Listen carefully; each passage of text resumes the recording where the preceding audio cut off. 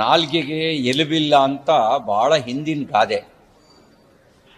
ಇವತ್ತಿಗೂ ಯೂಟ್ಯೂಬ್ನಲ್ಲಿ ಸನ್ಮಾನ್ಯ ಡಿ ಕೆ ಶಿವಕುಮಾರ್ ಅವರು ಏನು ಹೇಳಿಕೆ ಕೊಟ್ಟರು ಅನ್ನೋದು ಈ ಗಳಿಗೆಗೂ ಲಭ್ಯ ಇದೆ. ನೀವೇ ಟೆಲಿಕಾಸ್ಟ್ ಮಾಡಿದ್ದೀರಿ.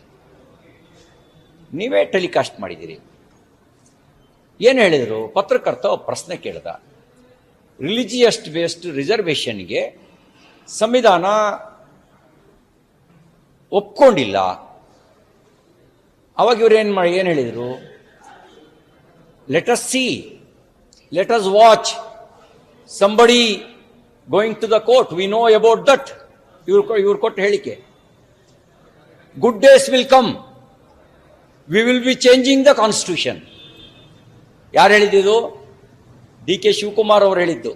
ಒಂದು ವೇಳೆ ಈ ಮಾತನ್ನ ಬೇರೆ ಯಾರಾದರೂ ಬೇರೆ ಪಕ್ಷದವ್ರು ಹೇಳಿದ್ರೆ ಇಷ್ಟೊತ್ತಿಗೆ ಆಕಾಶ ಭೂಮಿ ಒಂದು ಮಾಡಿರೋರು.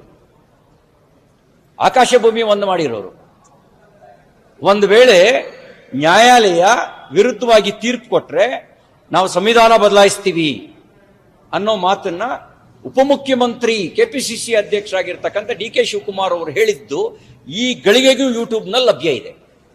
ಸತ್ಯ ಏನು ಸುಳ್ಳು ಏನು ಅನ್ನೋದಕ್ಕೆ ಅಂಗೈ ಉಣ್ಣಿ ಕನ್ನಡಿ ಹಿಡಿಯಾಗಿ ಹಿಡಿಬೇಕಾಗಿಲ್ವೋ?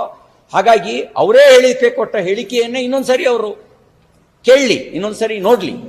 ಸತ್ಯ ಅವರಿಗೆ ಸ್ಪಷ್ಟವಾಗಿ ಗೊತ್ತಾಗತ್ತೆ.